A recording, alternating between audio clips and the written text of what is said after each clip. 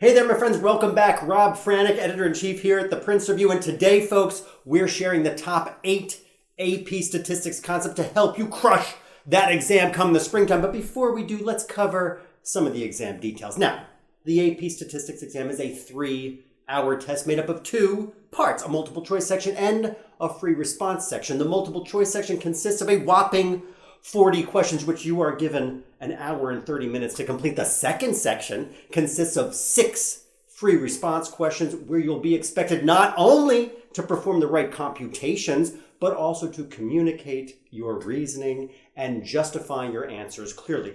Regarding calculators on the exam, the College Board, the creators of all things AP, absolutely expects you to bring a graphing calculator with statistical capabilities to the AP statistics exam. In fact, you will be at a disadvantage if you don't have one. A good graphing calculator will not only save you time and prevent you from making minor arithmetic mistakes, but it will also help you compute descriptive statistics such as standard deviation and correlation coefficient and regression analysis. And let's also remember that calculators are also capable of making graphs such as histograms and of course scatter plot graphs, which are incredibly useful on this AP statistics exam. That all said, please don't bring an unfamiliar calculator to the exam. Because of course, folks, time is of the essence on test day, so become familiar with how to use your calculator and what its capabilities are well before exam day. Friends, those are the basics. So let us, without further ado, jump right in and take a look at the key concepts that you'll need again to master to ace this exam come the springtime. Concept number 1, exploring and interpreting data. Now, in total, you'll find 8 to 12 questions in the multiple choice section for this particular concept. Now, statistics is, of course, the science of data. But you, friends, are rarely given raw data. So you'll need to know how to properly interpret data that are summarized in, of course, charts or tables. And let's remember that variables are the building blocks of data, my friends. So you need to know the key data types, categorical or qualitative variables. Now, those are categories such as eye color and, of course, sex. Quantitative variables are numerical, such as height and weight. Data types themselves will dictate what types of analysis that you can perform. So, for instance, you can calculate an average height, but you can't calculate an average eye color. However, you can calculate a mode for eye color specifically. Now, for quantitative data, you'll also need to know if the variable is continuous, such as height, or discrete, such as the outcome of rolling dice.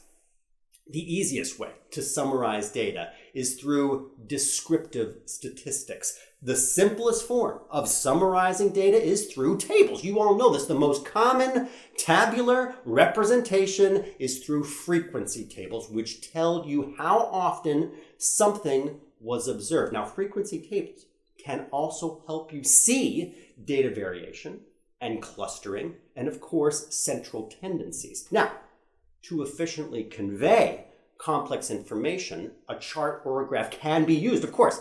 So here you need to be familiar with pie charts and bar graphs and stem plots and dot plots. Normally, those are for smaller data sets. Larger data sets are typically represented through box plots as well as histograms. So let's remember that numerical methods are more commonly used because they are precise and they are used in a wide variety of ways for making statistical inferences. So these methods are applied in univariate data, meaning exploring one characteristic, and bivariate data, of course, exploring 2 characteristics. Now, there are level of course, interdependence between those 2 bivariates. Now, concepts that you need to be familiar with are measuring of central tendency. So as in, what is a typical data value? Now, these measures are, and you'll be familiar with all of them, mean, median, and of course the last one, mode. Each conveys a different piece of information, and its utility depends on the question that you're trying to answer. Now, data spread describes how far the data are from the center. These measures include range and standard deviation and quartiles and percentiles. Finally, friends, you'll need to be able to describe the distribution's shape. Specifically, is it skewed one way or the other? Is one tail longer or fatter than the other? Or is it a symmetrical distribution? Other terms that you'll need to know are outliers and clusters and gaps. That brings us on to concept number 2, which is all about methods of data collection. Now, you can expect 4 to 6 questions on the multiple choice section and 1 free response question in this category. Now, to draw valid conclusions from a study, you need appropriate methods for both collecting as well as analyzing data. Now, questions here relate to planning a study and spotting what could be wrong with a specific study or its analysis. You need to know the difference between a population, all members of a certain group, and a sample, a selection of members of a certain group. And you need to understand, when do you need to conduct a census, study of each member, or a sample, only a representative selection of a group, to make inferences about the population. Additionally, you'll need to know the difference between experiments where the experimenter changes variables, as in scientific experiment, and observational studies where the experimenter observes relationships among the variables, as in economic studies. That brings us on to concept number 3, which is focus on sampling methods themselves. Now, you can expect 3 to 5 questions on the multiple choice section. Determine, friends, how to draw valid population inferences from a sample data. Now, valid inferences hinge on choosing representative samples, so the discussion is primarily focused on invalid or biased samples. Now, bias can arise from self-selection. Only those with a favorable opinion are likely to fill out this particular survey, or convenience. Only those subjects that can be reached are surveyed, and judgmental selection, where respondents are selected solely on subjective criteria. Now, there are, of course, some ways to ensure random and hence representative samples through systematic sampling, stratified sampling, proportional sampling, and the last one, cluster sampling. So be sure to know the definitions and the differences among them, specifically those types of sampling modes. You'll also need to know the major sampling errors and their causes. Now, this will include response bias, usually when respondents inflate their responses, non-response bias, which when respondents that don't respond are statistically different than those that do, under coverage, when not enough respondents in a certain category are left out, and of course, wording effect bias itself. So, be sure to review these concepts in detail in your prep book for this test. That leads me to concept number 4, which is focused on planning and conducting experiments themselves. Now, this will show up in at least 1 free response question. The most important objective here is to design an experiment or conduct a study so that the results adequately answer the study's question. Now, before conducting the study, you need to be familiar with variables. Now, independent variables are those that an experimenter controls and changes. Dependent variables are those that the experimenter varies. That said, while these are the main variable types, you also need to be aware of explanatory variables, which affect the dependent variables. A quick example just to highlight this point. A researcher is studying the degree of homesickness of college students based on how far college is from home. They may use midterms as an explanatory variable. Now, confounding variables are those that make it difficult to separate the effects of 2 or more variables. So, for example, most diabetics also have high blood pressure. A study evaluating the effects of high blood pressure on heart attack may not be able to separate diabetes from high blood pressure in the evaluation, as both variables occur simultaneously. Next, my friends, you need to understand the concept of an experimental unit, which is the smallest unit of the population used in the study. Experimental units can be divided into groups. A control group has not had treatment applied to it, while a placebo group is given a treatment which looks and feels like an experimental treatment, but it is expected to have no effect. Now, you are also expected to know which experimental designs need a control group or need a placebo group. So be sure to look these up well before test day. Finally, experimental studies can be single-blind and double-blind. And the difference between the two is that single-blind studies, the subject does not know if he or she is receiving the experimental treatment or a placebo. In a double-blind study, both the subject and the experimenter do not know if the subject is receiving the treatment or the placebo.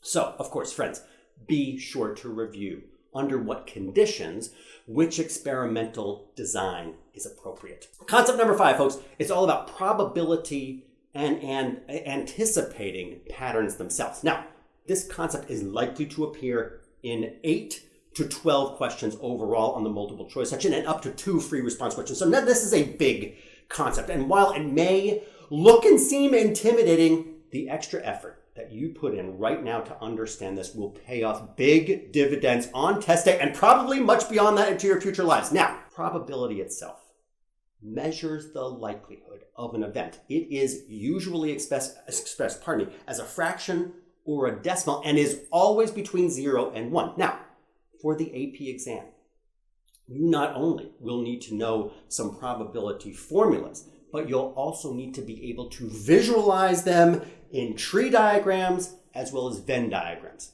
First off, the variables that you need to know if random variables are discrete or continuous. If they are discrete, then you can find the probability of a certain value. If they're continuous, then you are looking for the probability of the variable occurring between 2 values. Concepts that you need to know are going to be probability distribution functions and, of course, cumulative density functions. Other concepts that you need to have up in your noggins are independence, expected value, and, of course, variance. Now, special distributions that are also covered include binomial and geometric distributions for discrete variables and normal distributions for continuous variables. That wraps up concept number 5. On to concept number 6, which is about the normal distribution. This is also known as the bell curve or the Gaussian distribution. It is the most widely used distribution as it closely approximates many different applications and processes. Some facts that you should have an instant recall in your noggins on test day about normal distribution are the following. It is continuous, symmetric around its mean, and bell-shaped. Now, the mean, the median, and the mode of a normal distribution are equal. The curve approaches but never crosses the horizontal axis. Near all data in the distribution, 99.73% lies within 3 standard deviations of the mean. The location of the distribution depends on the mean itself. The shape of the distribution depends on the standard deviation. Given these properties, the distribution can be normalized and a z-score can be used to convert between a normalized distribution and the experimentally determined one. You need to know how to use the z-score and how to combine various random variables with different means and different standard deviations. Now, lastly, you should review the central limit theorem, which states that regardless of the shape of the population distribution, as the size of a sample increases, the shape of the distribution becomes more symmetric and bell-shaped. more like the normal distribution. The center of the distribution of x remains at the mean, and the mean of the sample equates to the population mean, and the spread of the sample data decreases. That's concept number 6. Concept number 7, my friend, estimation and confidence intervals. Now, when experimenters are interested in exploring unknown information about a population of interest, they take samples from the population and use the information gathered to make estimations. Now, this procedure of guessing an unknown value, uses the observed values for samples. It is known as the estimation process. Now, there are 2 estimation methods that you should know come exam day: point estimation and interval estimation. Now, a point estimate is a single value estimate of an unknown parameter. It makes no allowance for the uncertainty of the value's accuracy, whereas an interval estimate gives you the range of values where the parameter is expected to lie to compensate for the uncertainty of the estimate's accuracy. While a point estimate provides some helpful information, experimenters also like to understand how good their estimation is. In statistics, the goodness of an estimate is evaluated using confidence intervals and confidence levels. Now, a confidence interval consists of 2 numbers between which we are reasonably certain our true parameter will fall based on the confidence level we've chosen, which is typically 95%. You will certainly see questions of confidence intervals on the exam, specifically on how to construct a confidence interval. You'll need, of course, to review the following 4 steps used to properly construct a confidence interval. Step number 1, identify the parameter of interest. So, for example, the population proportion, the population mean, the difference in population portions, or another parameter of interest. Step number 2, identify the appropriate type of confidence interval and check its requirement. In this step, you should give the correct name of the formula for the type of confidence interval that you've selected. And folks, we should mention that if you select a wrong type of confidence interval, the College Board will not give you credit for this part of the problem. Step number 3, provide the correct values obtained from either statistical tables or your calculator to compute the confidence interval correctly. Show you are putting the correct numbers into the formula you already gave in step number 2. After you've computed the correct confidence interval, be sure to state it as a lower limit and an upper limit. So, for example, P equals 0.62, 0.68. That leads us to step number 4, the final step. You should state the correct conclusion in the context of the problem using confidence intervals. So, for instance, if your 95% interval for P is indeed 0.62, 0.68, then write, we are 95% confident that the proportion of voters in Iowa in favor of the governor's position is between 0.62 and 0.68. Lastly, different samples will result, of course, in different estimates, and how close or how far an estimate can be from its true value is answered by studying the distribution of the estimates. You should review the 3 criteria used to evaluate the quality of a point estimator, which are, number 1, the center of the distribution of estimates as measured by the mean. Number 2, the spread of the distribution of estimates as measured by the standard deviation. Number 3, the shape of the distribution itself. Testing a hypothesis. A statistical hypothesis is a claim or a statement about a parameter value. Now, the process by which a hypothesis is verified through sample data collection is called hypothesis testing. You need to know of the null hypothesis a statement assumed to be true unless proven otherwise, and the alternative hypothesis, a statement that must be true of the null hypothesis, is false. To get full credit on hypothesis testing questions, you need to complete the following 4 steps. Steps number 1, state the null and the alternative hypothesis correctly and define any notation used if you switch the null and alternative hypotheses around. You will lose all credit for this step in the AP exam. Step number 2, identify the correct statistical test. This means giving the correct name of the test or providing a correct symbol or formula for the test statistic. This is crucial because if you use the wrong statistical test, you will not get credit for this part of the problem on the exam. Step number 3, my friends, you'll need to provide the correct mechanics to show the problem. This means doing the math and providing the correct numerical value of the test statistics. So be sure to show that you are putting the correct numbers into the formula that you gave in step number 2. Step number 4, state the correct conclusion in the context of the problem using the results of your statistical test. In other words, use the results from step 3 to arrive at the conclusion. You'll need, of course, to state clearly the link between the conclusion and the test result.